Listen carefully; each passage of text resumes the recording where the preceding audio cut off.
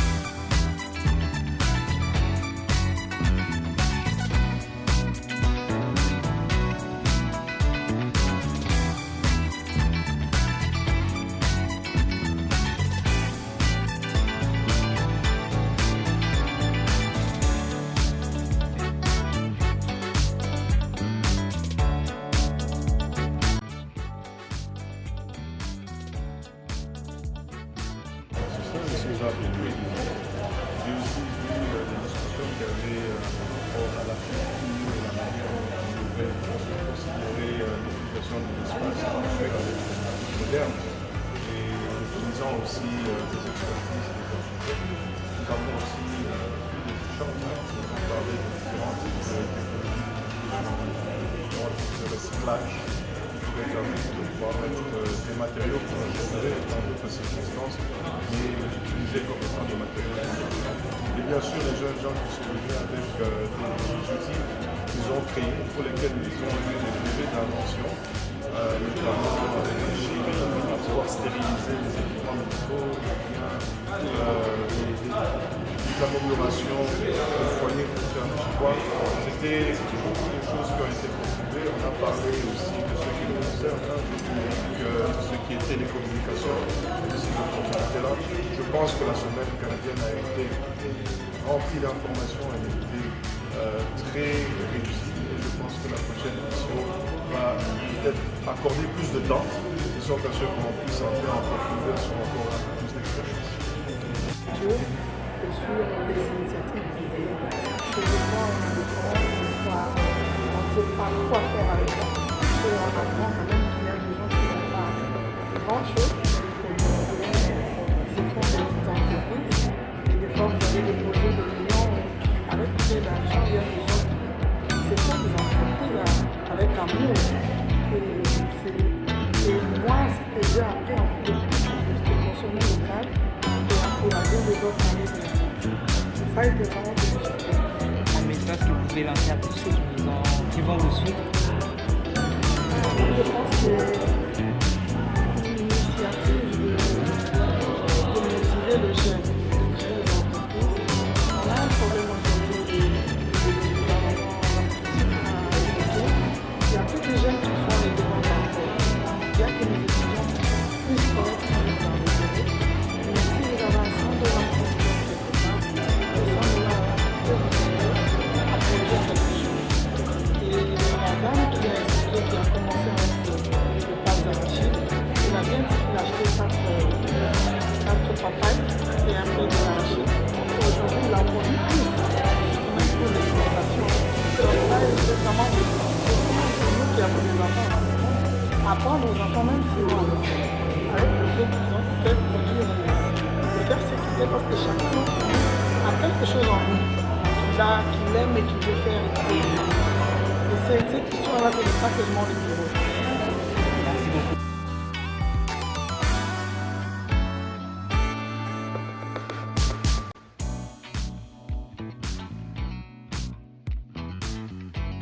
Que nous produisons dans des zones où il y a des difficultés d'y arriver pour évacuer la production. Ce qui veut dire qu'un entrepreneur n'a pas la capacité de faire les entretiens ou soit de mettre en place des routes et des centres agricoles. C'est vraiment une préoccupation capitale pour nous, la population congolaise, vu que nous voulons aller dans l'émergence au niveau de l'industrie, tout simplement pour réduire la consommation de produits importés. Nous produisons suffisamment et la production que nous produisons en RDC peut nous suffire pour notre sécurité alimentaire. entrepreneurs qui disent que non, sans les supermarchés, ils ne peuvent pas y aller. Moi, je pense que c'est de la paresse, ou soit de, comment je peux dire ça, complexe. Pourquoi? Parce qu'un entrepreneur qui veut accomplir une mission, donc en créant son entreprise, il avait sa vision, il savait ce qu'il devait faire pour mettre en place son produit et comment l'élever. Pas nécessairement passer dans les supermarchés. Oui, moi je reconnais les responsabilités de notre gouvernement parce que je voyage dans plusieurs pays ou même dans des pays africains, les gouvernements imposent 60% de produits locaux dans des supermarchés.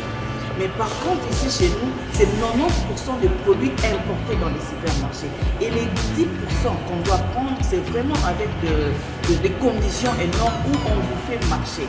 Et j'ai décidé, je me suis dit, non, je suis congolais, je suis quand même dans ma terre et je ne peux pas courir derrière pour mettre mon produit dans les supermarchés. Au moment où je suis capable, c'est ma vision, c'est mon objectif, de créer aussi des points de vente. Pourquoi pas arriver aussi à créer un supermarché congolais. Donc en fait, chacun a ses objectifs à atteindre, chacun a sa vision de savoir ce qu'il veut faire avec son produit. Pas nécessairement passer dans un supermarché. Et dans l'entrepreneuriat, il y a plusieurs défis. Moi, je ne conseille pas aux jeunes de se lancer directement dans l'entrepreneuriat. Je connais les difficultés et les réalités. Si vous n'avez pas la passion, si vous n'avez pas la détermination, si vous n'avez pas des objectifs clairs et fixés, je ne conseillerais pas à une personne de se lancer dans l'entrepreneuriat. Du coup, il va commencer et y arrêter. Nous faisons face à beaucoup de choses. Déjà, comme madame a parlé tout à l'heure, création de l'entreprise pour avoir les documents, c'est tout un problème. Je ne peux pas vous dire, moi j'ai des cafétérias, les problèmes que j'ai tous les jours avec l'État. Vous voyez, il y a une commune où tu travailles, il y a plusieurs services qui viennent vous demander comment on appelle ça, des taxes. Il y a même des taxes où toi tu vois mon activité avec des taxes ici n'est pas liée.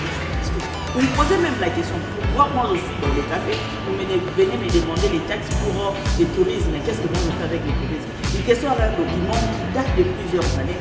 Donc, du coup, comme aujourd'hui il y a l'innovation au niveau de l'entrepreneuriat, l'État congolais devait mettre en place des documents correspondant quand même aux entrepreneurs, que nous ne pouvons pas continuer à payer des taxes qui étaient établies dans des grandes sociétés à l'époque. Donc en fait, c'est ça toutes ces difficultés. Donc vous ouvrez une boutique aujourd'hui et une boutique aujourd'hui, demain, vous avez derrière vous toute une chaîne de taxes qui vous suivent. Donc du coup, vous pouvez même fermer parce que ça ne va pas. Donc vous ne vendez même pas, vous venez de commencer, vous avez investi, vous n'avez pas récupéré et vous faites face à plusieurs choses à la fois. Donc moi je ne conseillerais pas quelqu'un de se lancer directement dans l'entrepreneuriat, mais nous demandons au gouvernement de nous faciliter, que cela soit facile pour toute personne qui est inspirée à se lancer dans ce domaine. Alors aujourd'hui, nous allons parler de l'agroalimentaire d'abord, domaine de prédilection, par rapport aux relations qu'il peut y avoir entre la diaspora du Canada et la RDC pour développer notre pays. Qu'est-ce que nous pouvons offrir aussi aux autres pays? Est-ce que nous sommes vraiment moins que les autres pays? Qu'est-ce que nous avons comme potentiel dans notre pays? J'ai essayé dans mes différentes interventions de montrer que voilà, on a le potentiel, on a les compétences qu'il faut pour se développer, mais également ce serait bien que nous puissions construire des ponts entre nous et le Canada, où certains d'entre nous ont de la famille. Et surtout, il faut aussi que nous puissions travailler sur notre pays de manière à ce que nous soyons un pays qui attire notre diaspora et que notre diaspora ait envie de revenir investir chez nous, qu'ils reviennent en fait à la maison. Non. Alors, j'ai pas ramené ma maman. Elle a été invitée parce que c'est une experte, elle est professeure de l'université. Elle est une femme un peu mais par coïncidence, moi aussi je suis invitée dans notre famille. Et c'est vrai que c'est une très très belle coïncidence que nous ayons dans la belle famille une maman professeure d'université qui met en place par la recherche scientifique des méthodes de développement dans l'agroalimentaire et qu'on ait une fille finalement qui est entrepreneur dans le domaine agroalimentaire et qui applique les résultats résultats de la recherche scientifique dans son entreprise pour le bénéfice de la population.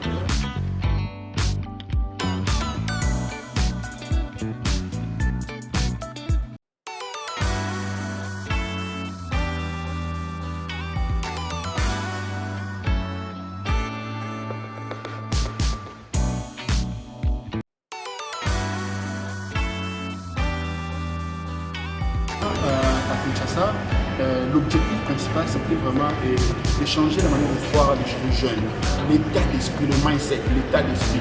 Je voudrais que les jeunes, surtout ceux qui s'adonnent dans la formation agricole, d'être des acteurs, d'être des créateurs d'emplois, d'être des entrepreneurs. Je ne veux pas qu'ils aillent chercher de l'emploi ailleurs, parce qu'ils sont formés pour être des entrepreneurs.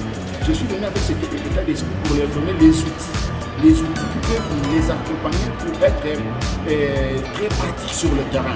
C'est ça vraiment ma mission. Je vais d'ailleurs en passant échanger avec les étudiants de l'INSAV, Institut supérieur agrovétérinaire.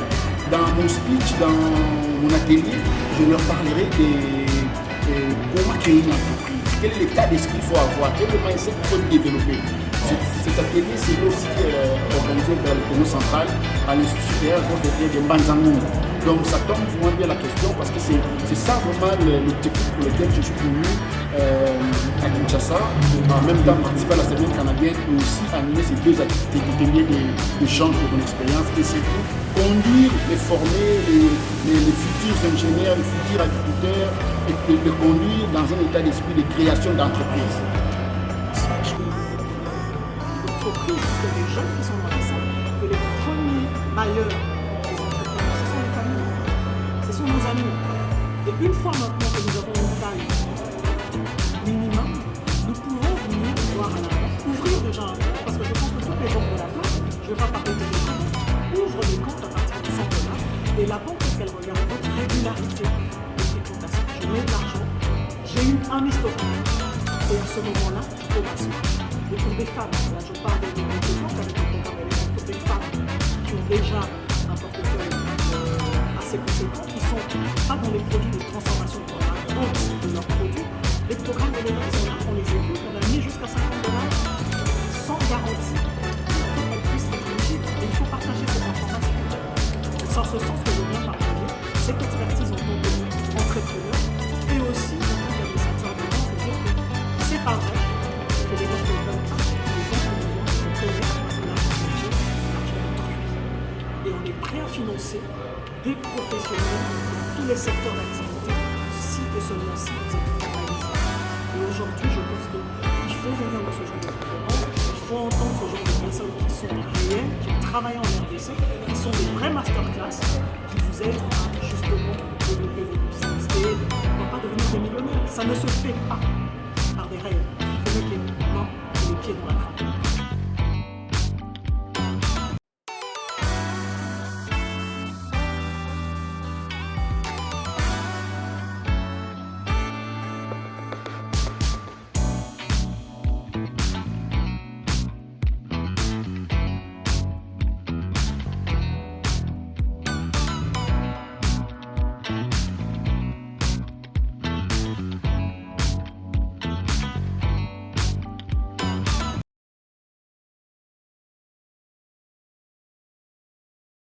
Entrepreneurship, le rendez-vous des entrepreneurs.